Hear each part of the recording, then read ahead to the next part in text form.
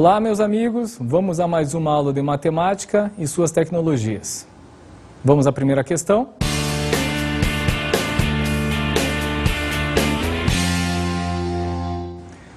Uma indústria fabrica e comercializa 3 tipos de produtos, A, B e C. O gráfico tipo pizza e a tabela a seguir mostram, respectivamente, a participação desses produtos em números de unidades vendidas mensalmente e o preço unitário de venda deles.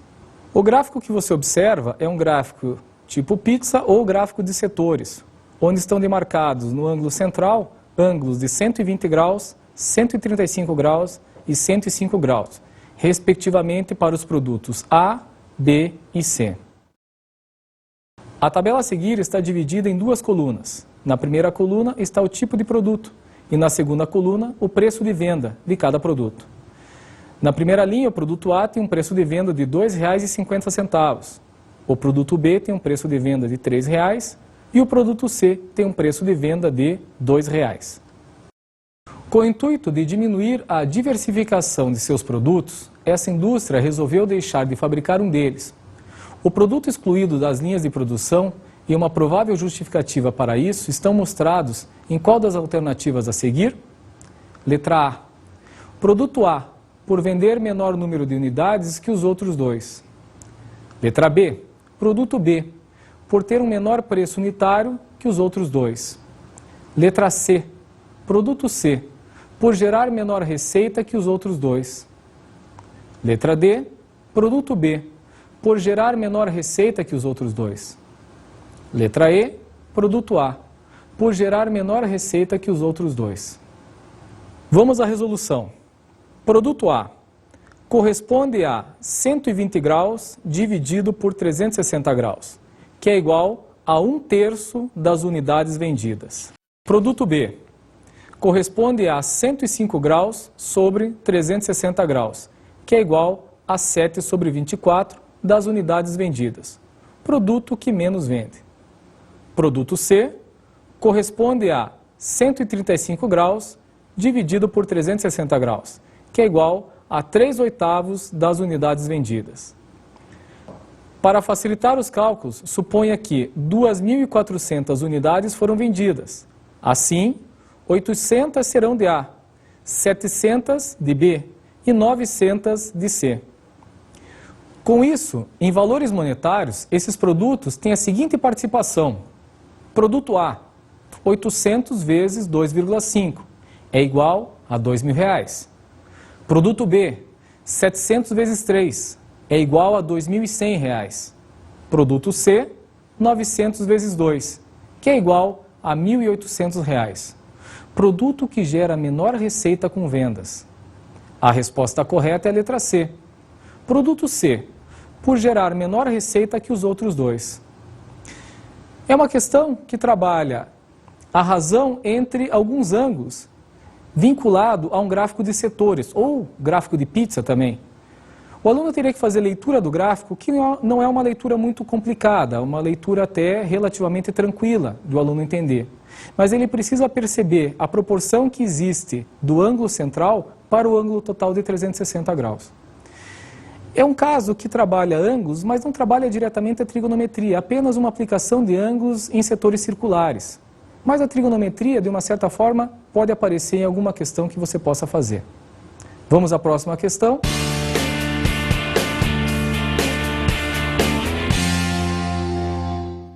Um agricultor deseja fazer a colheita de sua produção. Para tal, ele realiza uma consulta sobre a previsão do tempo nos próximos 4 dias, pois ele sabe que a colheita demora um prazo de 3 dias para ser completamente realizada e tem de ser feita sem interrupção e sem chuva na maior parte do tempo. Segundo estudos agronômicos, se a probabilidade de não chover ao longo dos 3 dias for maior que 30%, vale a pena iniciar a colheita. Se for menor que 20%, não vale a pena iniciar a colheita. Se estiver entre esses 2 valores, pode-se realizar a colheita, mas aconselha-se que ela seja agilizada e termine em apenas 2 dias consecutivos. A tabela a seguir mostra a probabilidade de chuva no período consultado. A tabela é dividida em duas colunas, onde na primeira coluna está o dia e na segunda a probabilidade de chover. Então, no primeiro dia, a probabilidade de chover é de 30%. No segundo dia, a probabilidade de chover é de 50%. No terceiro dia, a probabilidade de chover é de 40%. E no quarto dia, a probabilidade de chover é de 60%. Considere os eventos citados como independentes. Para tentar maximizar sua chance de sucesso na colheita, esse agricultor deve: letra A, realizar a colheita nos 3 primeiros dias do período consultado. Letra B, realizar a colheita nos 2 últimos dias do período consultado ou esperar outra ocasião melhor. Letra C, realizar a colheita nos 2 primeiros dias do período consultado ou esperar outra ocasião melhor. Letra D, realizar a colheita nos 3 últimos dias do período consultado. Letra E, deixar para realizar a colheita em outra ocasião. A probabilidade de não chover em cada dia é: no primeiro dia, 1 menos 0,3, que corresponde a 100% menos a probabilidade de 30%, ou seja, 0,7, 70%. A probabilidade no segundo dia é 100% menos 50%, ou seja, 1 menos 0,5 é igual a 0,5. Já no terceiro dia, a probabilidade é 1 menos 0,4, que corresponde a 0,6, ou 60%. No quarto dia, a probabilidade é 1 menos 60%, ou 0,6, que corresponde a 0,4. Dias 1, 2 e 3. Probabilidade de não chover, 0,7 vezes 0,5 vezes 0,6. É a probabilidade do primeiro dia multiplicado pela probabilidade do segundo multiplicado pela probabilidade do terceiro, que resulta em 21%. É aconselhável fazer a colheita, mas apenas nos 2 dias consecutivos com menor chance de chuva. Dias 1 e 2. Probabilidade de não chover é igual a 0,7 vezes 0,5, que é igual a 35%. É mais aconselhável. Dias 2 e 3. Probabilidade de não chover, 0,5 vezes 0,6, que é igual a 30%. Dias 2, 3 e 4. Probabilidade de não chover, 0,5 multiplicado por 0,7 multiplicado por 0,4, que é igual a 14%. Não é aconselhável fazer a colheita. A resposta correta é a letra C. Realizar a colheita nos 2 primeiros dias do período consultado ou esperar uma outra ocasião melhor. Essa questão trabalha a ideia de probabilidade, muito aplicada nas provas do Enem. Aliás, probabilidade é um dos assuntos que tem a maior ocorrência, se não a maior, uma das maiores ocorrências. Até então, a probabilidade sempre foi muito solicitada. É um conceito simples, que é baseado numa razão: número de resultados favoráveis sobre o número de resultados possíveis. Nesse caso, as probabilidades já são fornecidas, você não precisa calculá-las, a não ser a probabilidade complementar. Estude probabilidade, é um assunto muito importante para as questões do Enem. Vamos à próxima questão.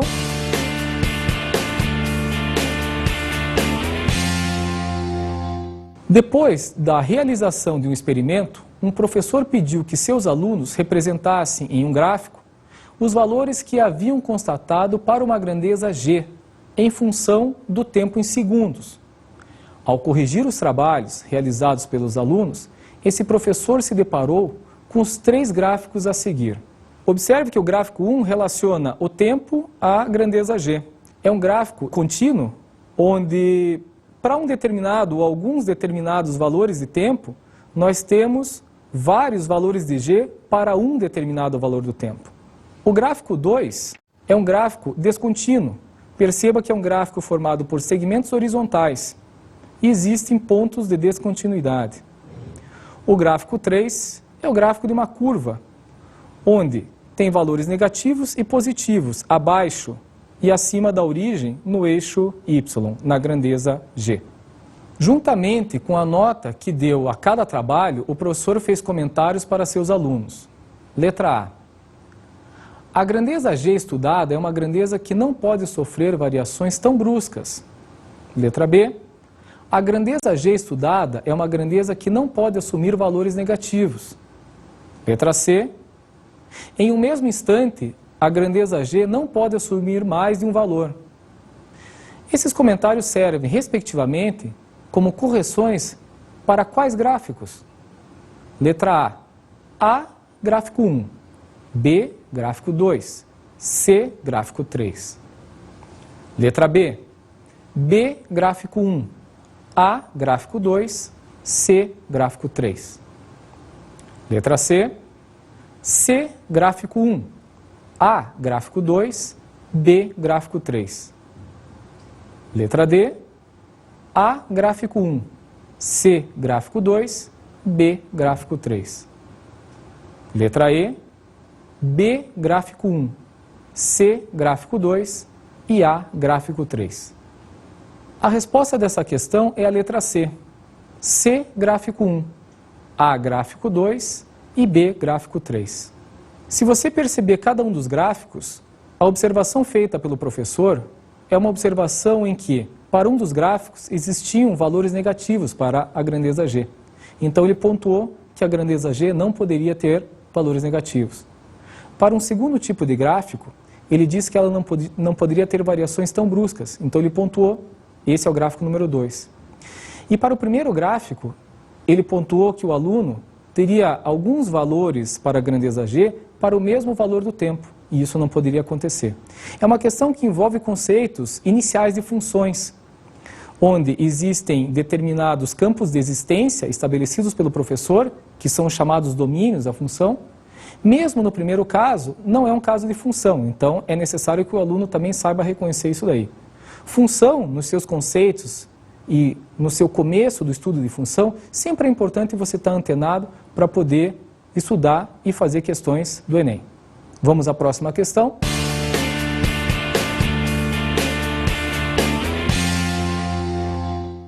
Quando um carro é acelerado de forma que sua velocidade aumenta de 40 km por hora para 60 km por hora, ocorre um aumento de consumo de gasolina no valor de 0,1 litros para cada quilômetro.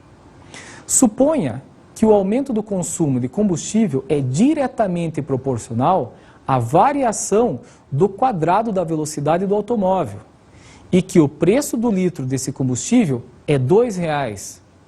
Assim, quando este carro acelera de 60 km por hora para 90 km por hora, cada quilômetro percorrido passará a custar quantos centavos de real a mais? Letra A, 15. Letra B, 20. Letra C, 30. Letra D, 45. E letra E, 60. A resposta dessa questão vem da velocidade V, é a velocidade final do carro. E V0, a velocidade inicial, em determinado intervalo de medição. Como o aumento do consumo é diretamente proporcional à variação do quadrado da velocidade do carro, pode-se escrever que a variação do consumo é igual a K vezes a velocidade final ao quadrado menos a velocidade inicial ao quadrado. Aceleração 1. 0,1 é igual a K vezes 60 ao quadrado menos 40 ao quadrado. 0,1 é igual a K vezes 3.600 menos 1.600. 0,1 é igual a K vezes 2.000. Assim, K é igual a 0,00005. Aceleração 2. A variação de consumo é igual a K vezes velocidade final ao quadrado menos a velocidade inicial ao quadrado. Essa é a equação 1.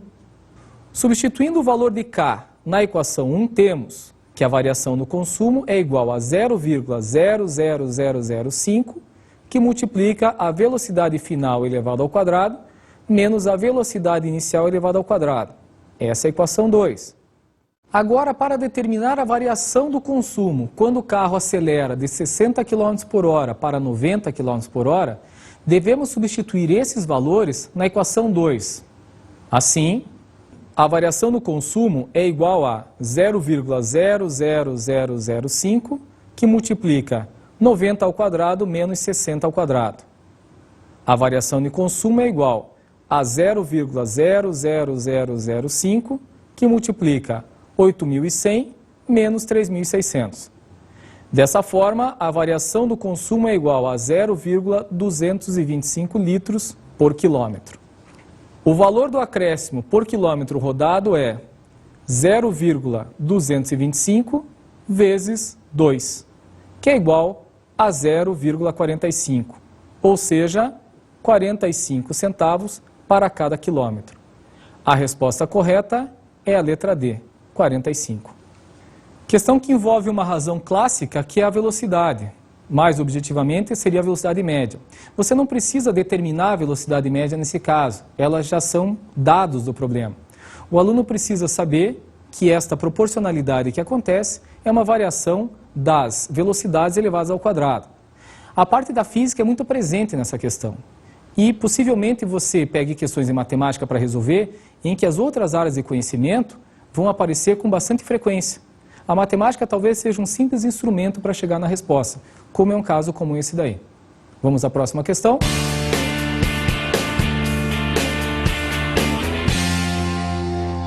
Em janeiro de 2007, o governo federal anunciou o PAC, Programa de Aceleração do Crescimento. Segundo o documento oficial do Ministério do Planejamento, o PAC é um programa que, entre 2007, que é o primeiro ano, e 2010, que é o quarto ano, vai promover a aceleração do crescimento econômico, o aumento do emprego, a melhoria das condições de vida da população brasileira. Com as medidas adotadas, durante a vigência do PAC, espera-se que o PIB brasileiro, em bilhões de reais, apresente uma evolução, como mostra o gráfico a seguir, constituído de 4 segmentos de reta. Perceba que no gráfico, com a variação dos anos que estão se passando, existe uma variação no PIB. Perceba ainda que cada uma dessas variações ela é crescente. Do primeiro para o segundo ano, a variação é de 2.100 para 2.205. É uma variação de 105, de acordo com o gráfico, bilhões de reais. Já a variação do segundo para o terceiro ano é uma variação de 2.205 para 2.315. Há uma variação de 110 bilhões de reais. Você percebe ainda que se nós olhássemos a variação do ano 0 para o ano 1, essa variação é a menor de todas. É a variação de 2.000 até 2.100, ou seja, uma variação de apenas 100 bilhões de reais. Perceba que esta última variação é a maior variação de todas, de 2.315 para 2.431, ou seja, esta variação é uma variação de 116 bilhões de reais. Com o aumento do ano, a variação do PIB foi aumentando ano a ano também. De acordo com as informações contidas no gráfico, podemos afirmar que, letra A maior variação do PIB ocorrerá no primeiro ano do PAC. Letra B. O total de riquezas produzidas no Brasil entre o início de janeiro e o final de junho de 2009 será de 2,32 trilhões. Letra C. Percentualmente, a variação do PIB no segundo ano do PAC será maior que no primeiro ano. Letra D. Se a taxa de crescimento do PIB no primeiro ano do PAC fosse mantida constante, ao final do quarto ano, o PIB brasileiro seria de 2,5 trilhões de reais. Letra E. O crescimento médio do PIB durante a vigência do PAC será de 107,75 bilhões ao ano. Vamos analisar cada uma das alternativas separadamente. Letra A. A variação do PIB, a ordenada, é diretamente proporcional ao coeficiente angular de cada segmento de reta. Como no quarto ano se observa o segmento com a maior inclinação em relação horizontal, é nesse período que a variação do PIB é maior. Isso pode ser constatado também fazendo a diferença entre os valores final e inicial do PIB em cada ano. É uma alternativa errada. Na letra B, em 2007 foi o ano 1, 2008 o ano 2 e 2009 o ano 3. O valor do PIB é igual a 2,32 trilhões. Encontra-se apenas no ano de 2010, que é o ano 4, visto que 2009 chega somente ao PIB de 2,315 trilhões. É uma alternativa errada. Letra C. No primeiro ano, a variação percentual do PIB é de 2.100 menos 2.000, dividido por 2.000, que é igual a 5%. No segundo ano, a variação percentual do PIB é 2.205 menos 2.100, dividido por 2.000, que é igual a 5%. Portanto, essas variações são percentualmente iguais. É uma alternativa errada. Na letra D, se a taxa de crescimento do PIB fosse mantida como a do primeiro ano, ele deveria ser constante e igual a 2.100 menos 2.000. Em um ano, 100 bilhões ao ano.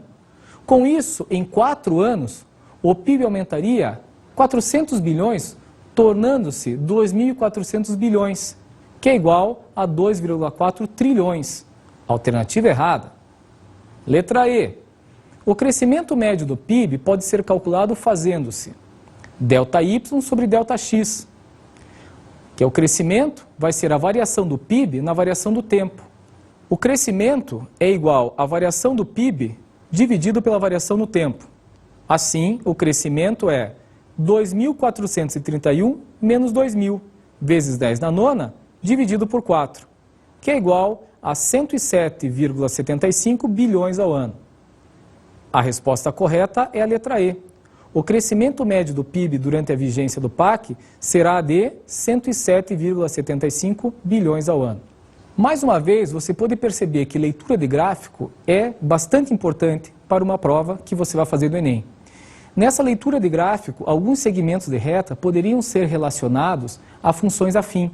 Você poderia até equacionar essas funções, mas não é o caso. Porque o máximo que talvez você precise utilizar da função afim efetivamente ali de um cálculo seria a variação de y sobre a variação de x, conhecida como coeficiente angular. Você trabalhou já, você já estudou o coeficiente angular, então você vai relembrar disso daí. Analisando cada segmento, você percebe variação nos coeficientes angulares. Ou seja, se você tivesse uma noção boa de função afim, você teria provavelmente uma facilidade para resolver essa questão. Mesmo que você não tivesse, você poderia analisar cada uma das alternativas e ver quais eram as erradas e marcar naturalmente a certa, apenas por uma interpretação. Dá a opção do aluno de interpretar apenas o gráfico e chegar na resposta. Vamos à próxima questão.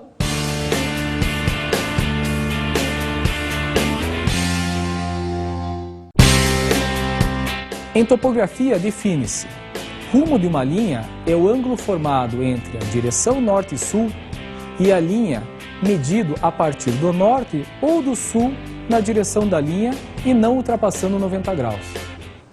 Exemplo. Observe que no desenho a linha 1 ela foi marcada a partir da linha norte e sul, marcado nesse sentido.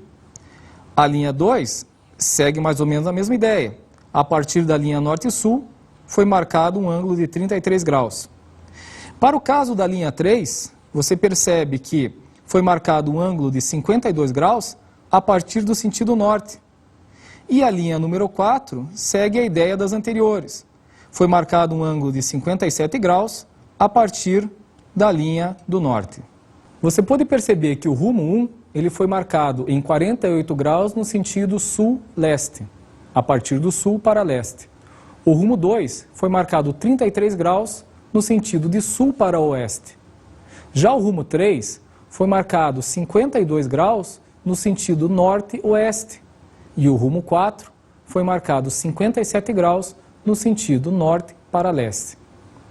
Uma pessoa parte de um determinado ponto de um terreno e realiza os 3 deslocamentos a seguir, de forma sucessiva. 10 metros no rumo norte e leste, marcando o ângulo de 60 graus. 7 metros no rumo sul-leste, marcando um ângulo de 45 graus. E 7,5 metros no rumo sul-oeste, marcando um ângulo de 90 graus. Após essas etapas, qual a distância entre a posição dessa pessoa e o ponto em que ela se encontrava inicialmente? São dados da questão a raiz de 2, que é aproximadamente 1,4, e a raiz de 3, que é aproximadamente 1,7. Letra A, 3 metros. Letra B, 4 metros, letra C, 5 metros, letra D, 6 metros e letra E, 7 metros. Esse desenho mostra os 3 deslocamentos realizados pela pessoa. A linha vermelha mostra a distância D entre as posições final e inicial dessa pessoa. Acompanhe a resolução. Pelo desenho e pelos rumos dados no enunciado, você percebe que esses rumos formaram um triângulo retângulo. Você percebe a saída, os 3 rumos que formam e a posição final da pessoa exatamente nesse ponto. Para os ângulos formados de 30 graus e 45 serão muito importantes para nós na resolução. A distância que está sendo assinalada, ela é importante para o nosso problema, pois ao determinar o valor de x e o valor de y, vamos reduzir 7,5 para determinar a distância final dessa pessoa até a inicial. Para determinar o valor de x, no triângulo número 1, podemos proceder por meio do cosseno do ângulo de 30 graus, é a razão entre o seu cateto adjacente x e a hipotenusa 10. O cosseno de 30 é raiz de 3 sobre 2, que é igual a x sobre 10. Fazendo o valor da raiz de 3 igual a aproximadamente 1,7, nós vamos obter x igual a aproximadamente 8,5 metros. Então perceba que a distância x para nós, ela é 8,5. Bom, agora nós vamos atentar ao triângulo 2, onde eu vou determinar o valor de y. Por meio do seno de 45 graus, eu tenho condições de obter essa medida y. Seno de 45 é o valor y, que é o cateto oposto, dividido pela hipotenusa, que nesse caso é o 7. Como seno de 45 é a raiz de 2 sobre 2, nós chegamos na proporção raiz de 2 sobre 2 é igual a y sobre 7. Para um valor aproximado da raiz de 2 como sendo 1,4, nós vamos ter o y aproximadamente 4,9, que nós vamos aproximar esse valor para 5, para ficar um pouco mais fácil o nosso cálculo, visto que também as respostas do problema são todas inteiras. Dessa forma, o valor de y, acompanhe, é igual a 5. Assim, a distância a qual estamos determinando, ela é aproximadamente a soma 8,5 com 5 subtraído de 7,5. Desta forma, essa distância D é aproximadamente 6 metros. Resposta correta é a letra D, 6 metros. Você percebe nessa questão a trigonometria no triângulo retângulo. A trigonometria no triângulo retângulo é um assunto importante, ele é um assunto simples, é o começo da trigonometria. Quando você começa a estudar trigonometria, um dos primeiros conteúdos é esse assunto que nós podemos acompanhar para a resolução desse problema. A interpretação desse problema é um pouco mais difícil, porque a pessoa pode não chegar naquele desenho que você pode acompanhar comigo. E aí, com certeza, ela chegaria numa resposta errada. Talvez chegasse até numa resposta certa num desenho similar, mas a probabilidade seria pequena. Revisar as razões seno, cosseno e tangente é sempre uma boa ideia para você fazer uma questão que envolva trigonometria. De uma forma ou de outra, você acaba aplicando essas razões em questões que envolvem triângulos e algum ângulo associado a ele. Vamos à próxima questão.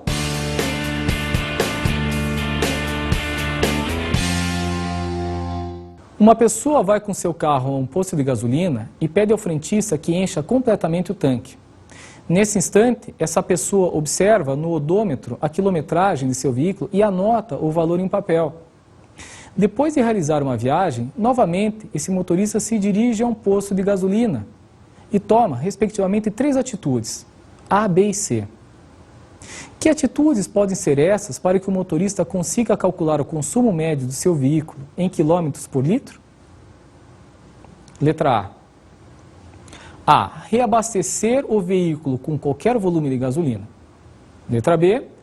anotar a nova quilometragem do veículo e o volume em litros de gasolina nesse abastecimento. Letra C, dividir a diferença entre as quilometragens final e inicial pelo volume de gasolina usada nesse abastecimento. Letra B. A. Pedir para encher novamente o tanque de combustível do veículo. B. Anotar a nova quilometragem do veículo e o volume em litros de gasolina nesse abastecimento. C. Dividir a diferença entre as quilometragens final e inicial pelo volume de gasolina usada nesse abastecimento. Letra C. A. Pedir para encher novamente o tanque de combustível do veículo. B. Anotar a nova quilometragem do veículo e o volume em litros de gasolina nesse abastecimento. C. Dividir essa quilometragem final pelo volume de gasolina usada nesse abastecimento. Letra D. A. Reabastecer o veículo com qualquer volume de gasolina. B. Anotar a nova quilometragem do veículo e o volume em litros de gasolina nesse abastecimento. C. Dividir essa quilometragem final pelo volume de gasolina usada nesse abastecimento. Letra E. A. Pedir para encher novamente o tanque de combustível do veículo. B. Anotar a nova quilometragem do veículo e o volume em litros de gasolina nesse abastecimento. C. Dividir a soma das quilometragens final e inicial pelo volume de gasolina usada nesse abastecimento. Para resolver esse problema, o consumo médio em quilômetros por litro mede quantos quilômetros um veículo percorre em média com cada litro de combustível.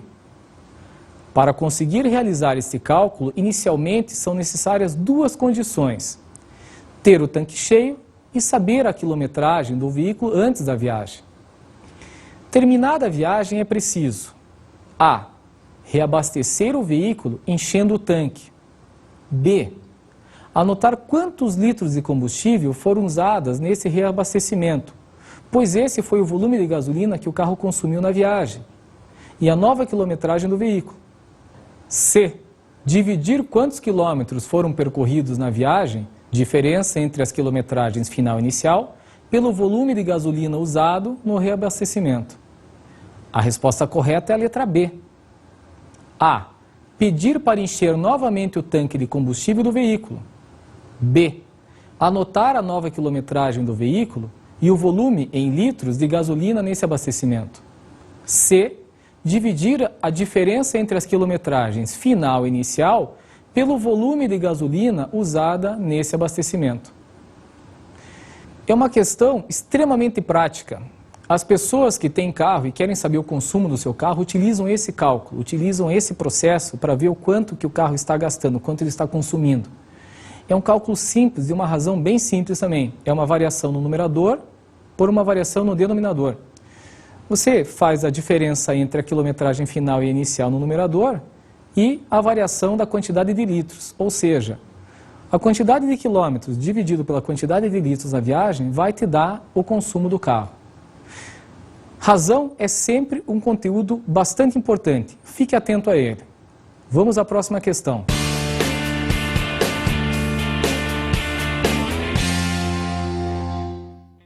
Conta-se que uma empresa internacional de produtos de higiene pessoal lançou um desafio entre seus colaboradores: como aumentar as vendas de pasta de dente?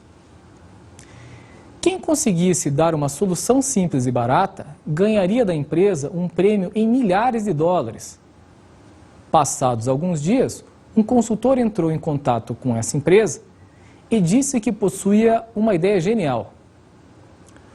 No entanto, sua exigência era que um contrato fosse assinado antes de ele expor a sua solução.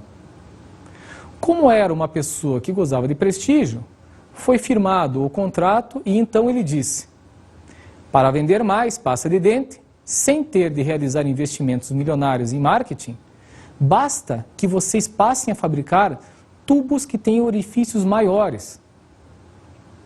Dessa forma, quando um cliente apertar esse tubo, um maior volume de pasta será expelido.